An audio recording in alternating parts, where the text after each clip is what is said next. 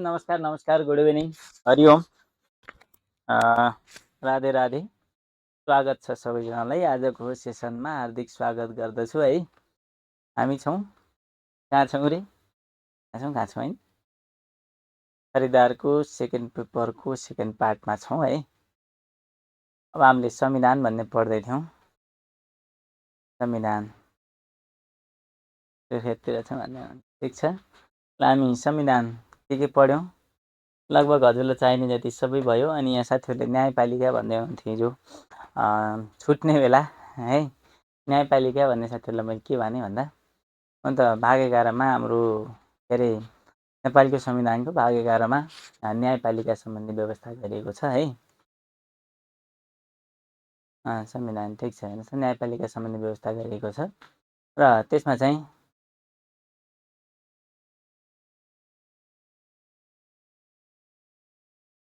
हेर्नुहोस् त हामी संविधान त टन्नै पढिसक्यौँ है। मैले हजुरलाई चाहिने विषय जति भनिसकेको छु र त्यसमा भाग 11मा न्यायपालिका लेखाइदिनुपर्छ भने थोरै लेखाइदिन्छु। नभए यसमा चाहिँ थोरै छ हजुरले संविधान अथवा बुक जहाँ हेर्दा पनि हुन्छ। न्याय सम्बन्धी अधिकार अदालतबाट प्रयोग गरिने अथवा प्रयोग हुने भन्ने विषय छ है। मन्त्री परिषदको गठन पनि जान्ने चाहिन्न भन्दै हुनुहुन्थ्यो तैपनि मैले लेखाएको छु त्यति चाहिँ जान्दा राम्रो हुन्छ। नेपालको न्याय सम्बन्धी अधिकार संविधान र कानुन र न्यायका मान्य सिद्धान्त बमोजिम अदालत तथा न्यायिक निकायबाट प्रयोग गरिने मुद्दा मामिलाको रहमा अदालतले दिएको आदेश चाहिँ सबैले पालना गर्नुपर्ने भनेको छ। र नेपालमा चाहिँ सर्वोच्च अदालत उच्च अदालत र जिल्ला अदालत गरी 3 तहका अदालत रहने व्यवस्था छ भन्ने हो है।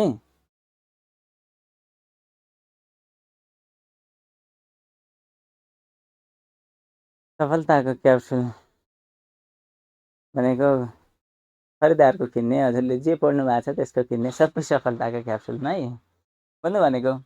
त के भन्ने भन्दा न्यायपालिकाको थोरै लेखिदिउँ हेर्नुहोस् त भाग 11 फेरि यो छुट्यायो सरले भन्नुहुन्छ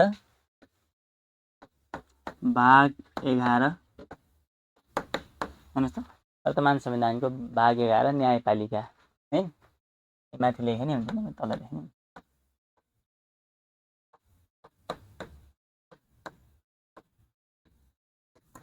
ल यति किन बुझ्ने यहाँ सर्वोच्च अदालतको यसो काम पढ्दा त भइहाल्छ। नभए यहाँ अहिलेसम्म सोध्नु त सोधेको छैन। नागरिकका कर्तव्य भन्ने विषय अब नासु पढ्ने साथीहरूलाई नासुमै खण्ड छ त्यही पढाइहाल्छु। खरिदार पढ्ने साथीहरूलाई म खरिदारमा लेखाइदिइहाल्छु। ल योभन्दा पछि न्यायका सङ्गठन पढिसकेपछि नागरिकका कर्तव्य र दायित्व भन्ने छ त्यसमा लेखाउँछु कि पर्याप्त। त्यो 4वटा मात्र रासम रासा भन्ने 4वटा छ 4वटा लेखेर हुँदैन। संविधानका आधारमा पढ्ने भने त्यति हो त्यति लेखेर हुँदैन। त्यसर्थ त्यो मैले त्यहाँ पढाउँछु ल।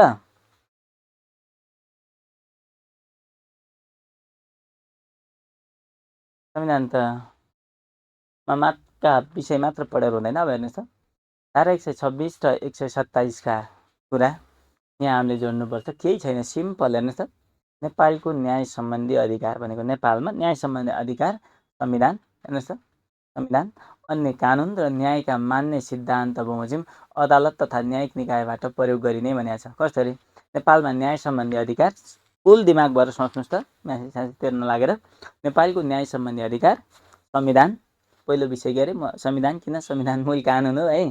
त्यसर्थ संविधान अन्य कानुन र न्यायका मान्य सिद्धान्त न्यायका आफ्नै प्रिन्सिपलहरूका आधारमा मान्य सिद्धान्त बमोजिम चाहिँ अदालत अथवा न्यायिक निकायबाट प्रयोग गरिने भनेको नेपालको न्याय सम्बन्धी अधिकार अदालत र न्यायिक निकायबाट प्रयोग गरिने भन्ने व्यवस्था त्यहाँ छ। के छ अरे नेपालको न्याय सम्बन्धी अधिकार सम्झिने है। नेपालको न्याय सम्बन्धी अधिकार संविधान अन्य कानुन अरू पनि त कानुन छन् है। अन्य कानुन र न्यायका मान्य सिद्धान्त बमोजिम अथवा त्यसका आधारमा चाहिँ अदालतबाट र न्यायिक निकायबाट न्याय सम्बन्धी अधिकार प्रयोग गरिने र मुद्दा मामिलाको रहमा भनेको मुद्दा मामिलाको सन्दर्भमा अदालतले दिएको आदेश वा निर्णय सबैले पालना गर्नुपर्ने भनेको अदालतले दिएको आदेश मान्दिन भन्न मिल्दैन है। त्यसर्थ अदालतले दिएको आदेश यो मुद्दा मामिलाको रहमा अदालतले दिएको आदेश सबैले पालना गर्नुपर्ने र नेपालमा न्याय सम्पादन गर्नका लागि सर्वोच्च अदालत सबैभन्दा माथि रहने अदालत अभिलेख अदालत भनिन्छ है।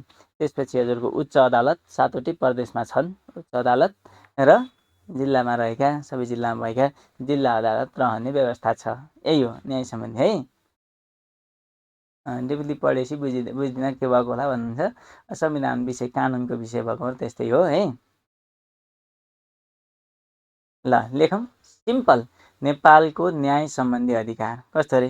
नेपालको न्याय सम्बन्धी अधिकार संविधान, अन्य कानुन जस्तै निजामती सेवा ऐन, अर्को ऐन, अरू ऐन, सार्वजनिक खरिद ऐन, धेरै कानुन छन् नि, अथवा वातावरण संरक्षण ऐन, बालबालिका सम्बन्धी हक, अनि हजुरको के अरे ऐन, अथवा हजुरको अन्य विभिन्न प्रकारका विषयगत कानुनहरू जुन छन्, भ्रष्टाचार निवारण ऐन भन्ने छ नि, त्यसको सन्दर्भमा पनि त फेरि मुद्दाको फैसला गर्ने भनेको त अदालतले हो। तसर्थ नेपालको न्याय सम्बन्धी अधिकार संविधान, अन्य कानुन र न्यायका मान्य सिद्धान्त बमोजिम अदालत र न्यायिक निकायबाट प्रयोग गरिने भनेको छ एउटा। र मुद्दा मामिलाको रोहमा अदालतले दिएको आदेश सबैले पालना गर्नुपर्छ अथवा सबैले त्यो आदेश चाहिँ मान्दिन भन्न मिल्दैन भनेको छ। र नेपालमा सर्वोच्च अदालत, उच्च अदालत र जिल्ला अदालत गरी 3 तहका अदालत रहने व्यवस्था छ भन्ने है। बुझ्नुभयो? यति सारम त।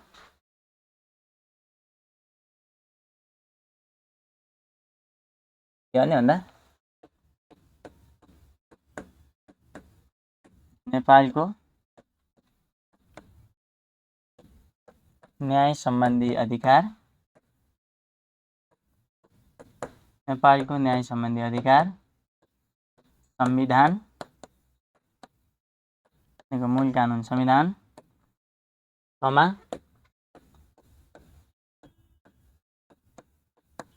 अन्य कानुन र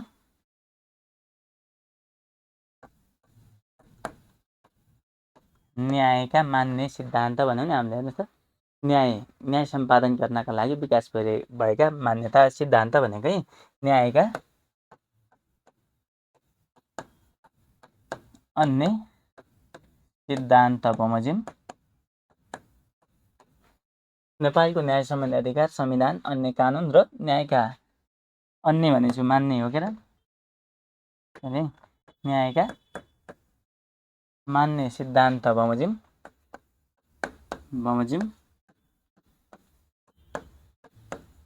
अदालत र न्यायिक निकायबाट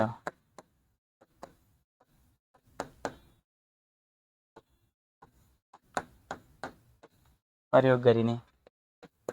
पहिला यति विषय बुझ्ने हेर्नु त। नेपालको न्याय सम्बन्धी अधिकार संविधान, मूल कानुन, अन्य कानुन र न्यायका मान्ने सिद्धान्तका आधारमा अथवा सिद्धान्त बमोजिम अदालत तथा भन्ने हुन्छ र न्यायिक निकायबाट यहाँनिर प्रयोग गरिनेछ भनेको छ संविधानमा चाहिँ प्रयोग गरिने। र अर्को विषय मुद्दा मामिलाको रोहमा भनेको मुद्दा मामिलाका सन्दर्भमा अदालतले दिएको आदेश वा निर्णयको सबैले पालना गर्नुपर्छ अथवा आदेश वा निर्णय सबैले पालना गर्नुपर्ने भन्ने सन्दर्भमा लेख्ने। हेर्नुहोस् त, मुद्दा मामिलाको रोहमा अदालतले दिएको आदेश वा निर्णय है सबैले पालना गर्नुपर्ने, त्यही भनेको।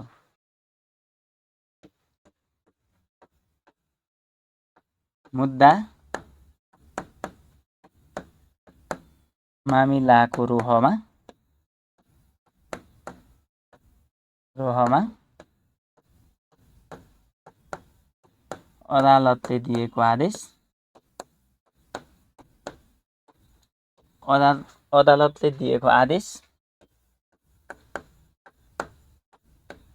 वा निर्णय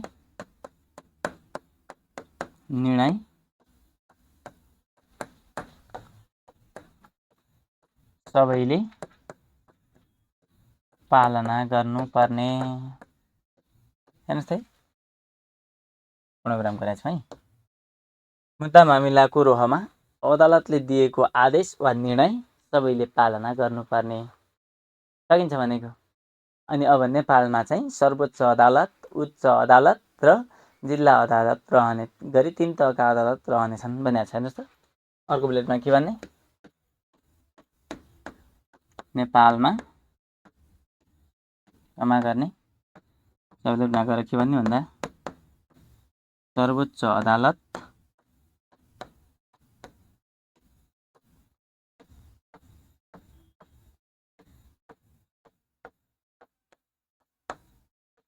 उच्च अदालत र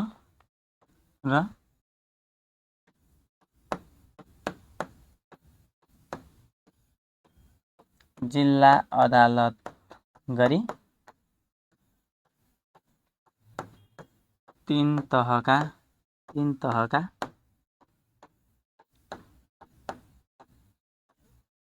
अदालतहरू रहने। त्यहाँ चाहिँ नेपालमा एउटा सर्वोच्च अदालत हुन्छ माथि, त्यसपछि उच्च अदालत र अर्को भनेको हजुरको जिल्ला अदालत सबैभन्दा तल हुने गरेर यी तीन तहका अदालत रहने व्यवस्था छ भनेको है। अनि अब यसमा अर्को विषय पनि जोड्न चाहिँ मिल्छ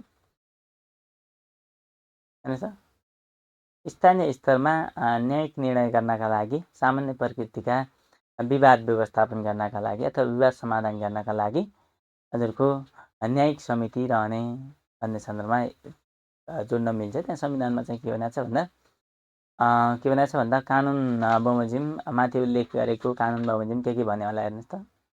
बमोजिम के भनेको छ, मुद्दा हेर्ने स्थानीय स्तरमा न्यायिक निकाय वा विवाद समाधानको के भनेको छ होला, त्यहाँ अर्को के शब्द प्रयोग गरेको कि वैकल्पिक उपाय भन्यो होला होइन। विवाद समाधान तथा वैकल्पिक उपाय अवलम्बन गर्न आवश्यकता अनुसार अन्य निकाय गठन गर्न सकिने भनेको छ। त्यही व्यवस्था बमोजिम स्थानीय तहमा चाहिँ हजुर के भएको भन्दा न्यायिक समिति उपप्रमुखको अध्यक्षतामा अथवा उपाध्यक्षको अध्यक्षतामा 3 सदस्यीय न्यायिक समिति रहने व्यवस्था छ है। यहाँ के भन्न मिल्छ भन्दा स्थानीय स्तरमा न्यायिक विवाद समाधानका लागि न्यायिक समिति रहने अथवा न्यायिक समिति गठन गरिने भन्ने है।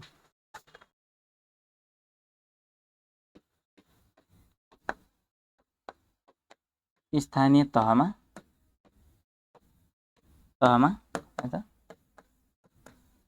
विवाद समाधानका लागि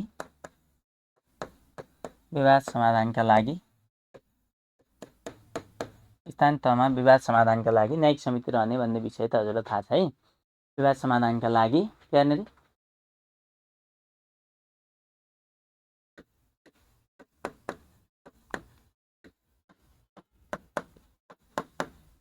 न्यायिक समिति रहने। यसरी हामीले हाम्रो भाषामा लेख्यौँ। वैकल्पिक विवाद समाधानका वैकल्पिक उपाय अवलम्बन गर्न आवश्यकता अनुसार अन्य निकाय गठन गर्न सकिने भन्ने विषय चाहिँ संविधानमा लेखेको छ। यसलाई हाम्रो भाषामा के लेख्यौँ, स्थानीय तहमा विवाद समाधानका लागि न्यायिक समिति रहने भनेको छ। ल यसैलाई भनिन्छ नेपालको न्यायपालिका भनेको यही हो है। अब यसमा छुट्टा छुट्टै विषय पढ्ने भने सर्वोच्च अदालत, त्यसपछि उच्च अदालत, त्यसपछि के छ हाम्रो जिल्ला अदालत, यी सबै छन् है। यो अब सिलेबस पठाउँदै हुनुहुन्छ नआत्तिने, सिलेबसमा हामी गइहाल्छौँ। अब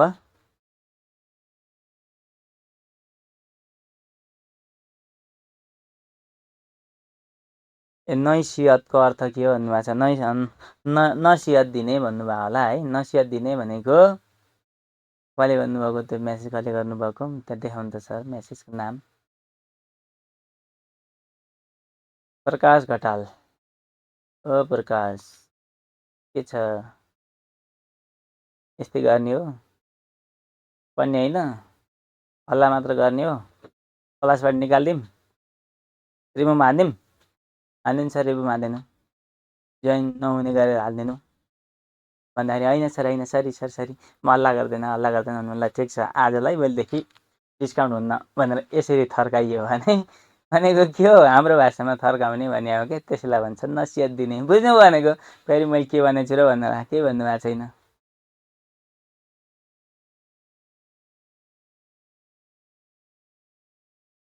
है।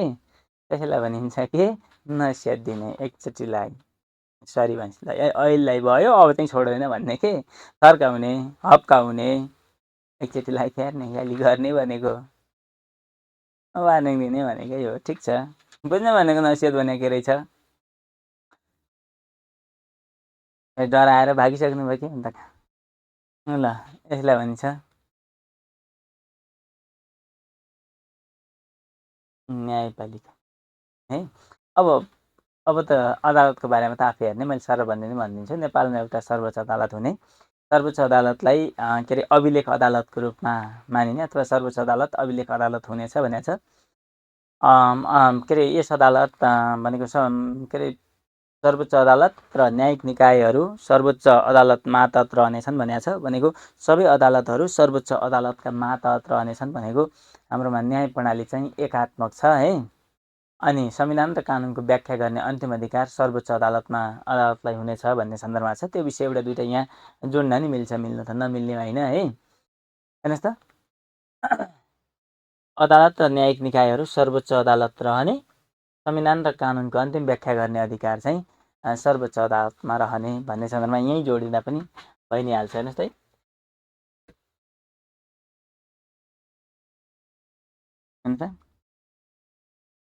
सबै अदालतहरू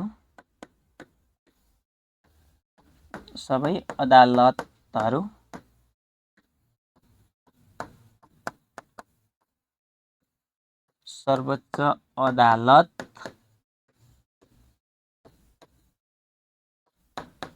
अन्तर्गत रहने।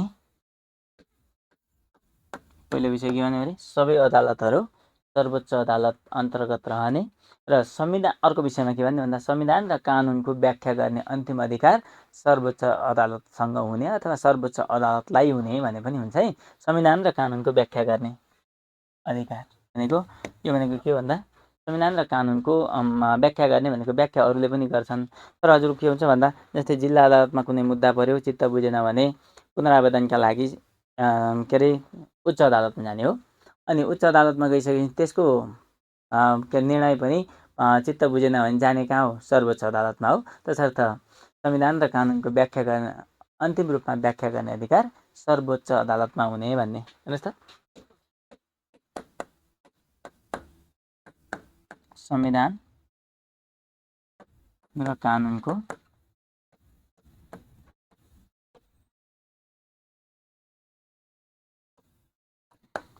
अन्तिम व्याख्या गर्ने अधिकार, अन्तिम व्याख्या गर्ने अधिकार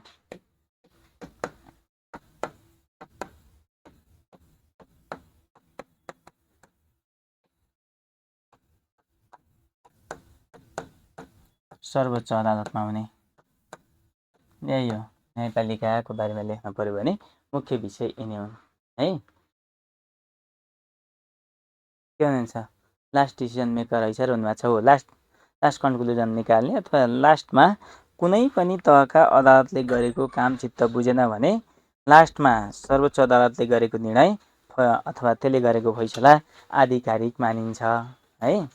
पुनरावेदन भन्ने सुन्नुभएको छ, एक तहको अदालतले गरेको निर्णय चित्त बुझेन भने माथि जाने हो। सर्वोच्चले पनि के हुन्छ भन्दा एकल इजलास अथवा संयुक्त इजलास भन्ने हुन्छ। एकल र संयुक्त इजलासले गरेको निर्णय पनि फेरि हजुरको त्यहाँ के हुन्छ भन्दा संवैधानिक इजलास भन्ने हुन्छ।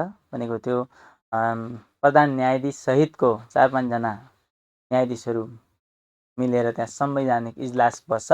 त्यो इजलासले गरेको निर्णय चाहिँ फाइनल हुन्छ। त्योभन्दा माथि अर्को निर्णय गर्ने हाम्रो तह न्यायिक निकायमा छैन है।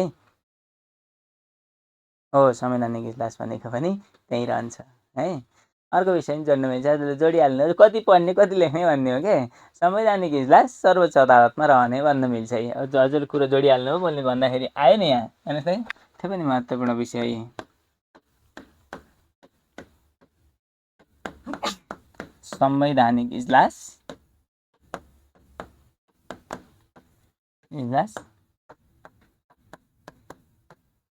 सर्वोच्च अदालतमा रहने।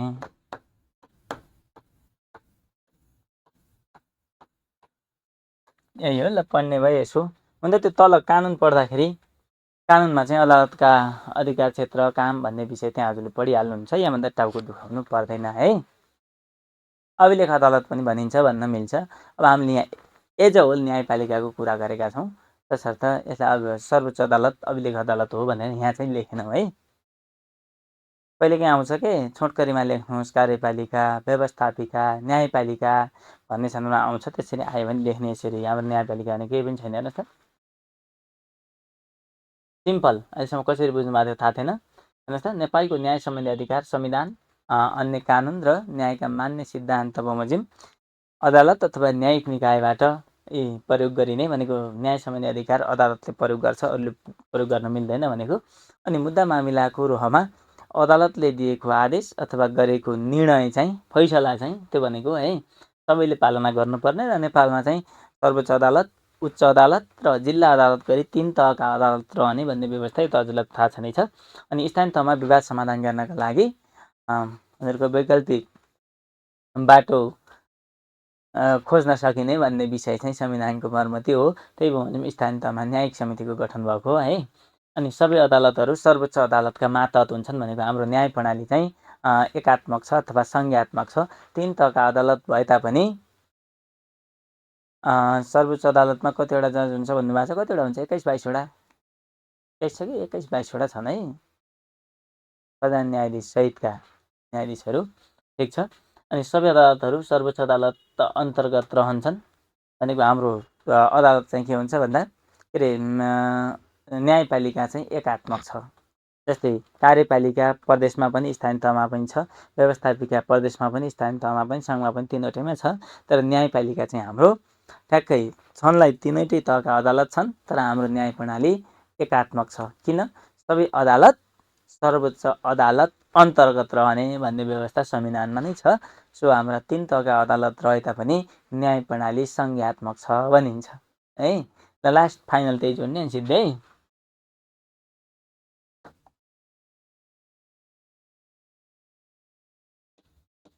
हेर्नुहोस् त,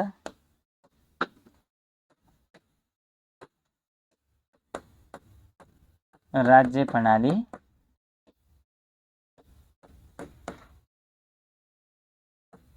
संज्ञात्मक भए तापनि राज्य प्रणाली संज्ञात्मक भए तापनि हेर्नुहोस् त,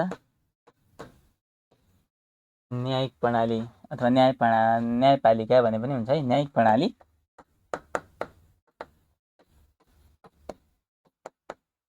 एकात्मक रहेको, सङ्घमा मात्र रहेको भनेको यसलाई भनिन्छ न्यायपालिका है। के भन्छ एकचोटि पनि त नि कठघरामा उभाउने भन्छ नि, न्यायाधीशहरू बस्ने न्यायको छिनोफानो हुने स्थल इजलास भनेको है। कसले लेख्छ भन्नुभएको छ? संविधान विज्ञहरूले लेख्छन्। भन्नु भनेको संविधान बनाउनका लागि ड्राफ्ट बनाउनका लागि विभिन्न विज्ञहरूको समिति हुन्छ, सङ्घीय संसदमा बस्छन्, सल्लाह गर्छन्, मान्छे बोलाउँछन्, लेख्छन्, बुधा अक्षर त्यसको गहिराइमा पुगेर छलफल गर्छन्, यसले कस्तो प्रभाव पार्छ भनेर लामो अध्ययन, विश्लेषण, छलफल पछि निष्कर्षमा पुगेर यो लेखिन्छ है। अनि के भन्दै हुनुहुन्छ? टेलिकमको विज्ञापन खुल्यो, ठिक छ है। अब 4थो तहको प्री टेस्ट पास भएकाहरूका लागि मात्र हो, अरूलाई टेलिकमको इक्जाम दिन मिल्दैन, त्यो त जानकारी होला। अनि अब नयाँ सिलेबस आइसकेका छैन, के आयो? नेपाल टेलिकम राष्ट्रको सञ्चार भन्छ नि, नेपाल दूरसञ्चार प्राधिकरण भन्छ, त्यसलाई नेपाल टेलिकम भन्छ हामीले, त्यही हो है। फोन गर्न पाइन्छ, रिचार्ज फेरि आउँछ, घर नेट जोडिदिन्छ, टेलिकमको आफ्नो नेट छ है, सेवा सुविधा राम्रो छ, राम्रो संस्थान हो। हेर्नुहोस् त, तपाईँ हामीले जति फोन गर्छौँ त्यसकै कमाइ हो। कति हुन्छ फोन नेट सेट यता हेर्नु त, सबै हामीले नेपालमा जति पनि नेट चलाउँछौँ नि, हजुरले के अरे भाइ नेट चलाउँछु, अर्को के नेट चलाउँछु, क्लासिक टेक, अनि के अरे अर्को विभिन्न नेट चलाउँछौँ भन्छ नि हामीले, ती नेट जसका भए पनि सबैले टेलिकमसँग किनेर वितरण गर्ने हुन्। फेरि सबै आफ्ना नेट हुन्नन्, नेपाल टेलिकमले नि दिने हो सबैलाई। भइन्छ भनेको नामका ब्रान्ड मात्र फरक हुन्, तसर्थ टेलिकम राम्रै हो, बुझ्नु पर्यो। बुझ्नुभयो? ल यति गरौँ, अब हामी दिएका सङ्गठनमा जान्छौँ। ल ठिक छ, चाहिन्छ 4थमा प्री टेस्ट चाहिन्छ। अहिले प्री टेस्ट नदिएकाले दिन मिल्दैन है, फर्म नभरे नि भयो, दुःख नगर्ने। अर्कोचोटि खुल्छ प्री टेस्ट, त्यसमा चाहिँ राम्रो गर्ने फेरि गर्ने। ल जस्तो दिएका सङ्गठनहरू मेसेज तल गर्नु त सर।